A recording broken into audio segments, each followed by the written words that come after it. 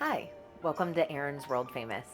I'm Erin, and on today's episode, we're going to be making homemade pasta with only 3 ingredients. Here's the list of ingredients you'll need to make today's recipe.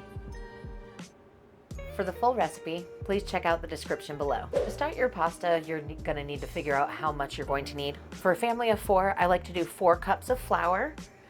For every cup of flour, you're going to need that many eggs. Start off by making a well in the middle. Make sure to make it pretty big, just because you're going to be putting 4 eggs in here. Next, you're going to want to season it with a little bit of salt. So I'm using about a teaspoon, just kind of sprinkling it across the top. It's all going to get mixed in anyway. And then you're going to add your eggs. I like to give it a quick scramble first, just to make sure that it all gets incorporated evenly. And then pop that in the middle. And then next you're just going to slowly stir from the outside and add a little bit of flour at a time until a dough forms. Once your dough gets to this consistency, I like to switch over to a bench scraper and then just kind of fold it in on itself. Eventually, you're going to move to kneading with your hands. After you've allowed your pasta dough to rest, you're going to put it on a lightly floured surface and then cut it into smaller sections. That way it's easier to work with.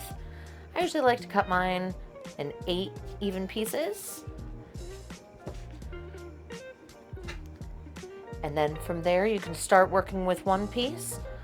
While the others are resting, I like to cover them with a very slightly damp paper towel just to keep them from drying out. Next, it's time to roll out your pasta dough. You can use a stand mixer with a pasta attachment like I'm going to, or if you don't, you can also get a hand crank one.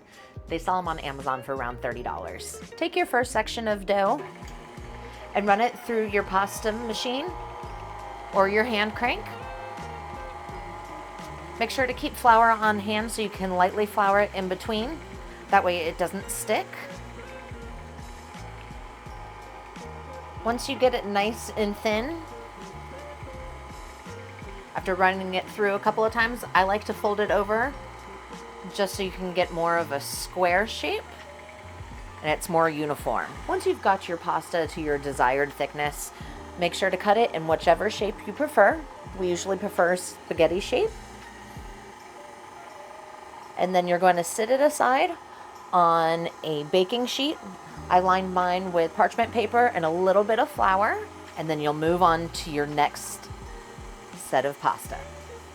Once you've cut your pasta, here's a quick tip.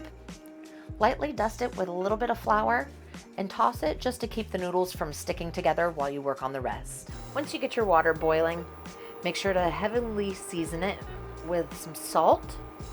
You want it to taste nice and salty like the ocean. Give that a nice stir to mix it around. And next you're going to add your pasta. I try to put them in little handfuls so they're easier to drop in. I also kind of spread them apart with my fingers as I do. And then either use a fork or a pasta spoon to separate the noodles. The pasta noodles are only going to take about 3 to 5 minutes to cook. Usually once they completely float, that's when you know they're done. Once your pasta is finished cooking, it's time to drain. And now it's time to serve. Get a little bit of your spaghetti in a bowl or however much you prefer. And then top it whatever sauce of your choosing. I like to use my everyday homemade tomato sauce. Keep an eye out for that video upcoming soon. Put a little bit on top there.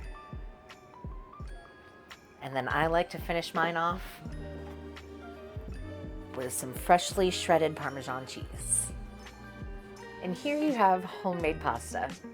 Although it may be a little time consuming, trust me, it's so much better than boxed pasta. If you've enjoyed today's recipe, please like this video, subscribe to my channel, and comment on what you may like to see me cook next. But now it's time to eat. We'll see you next time.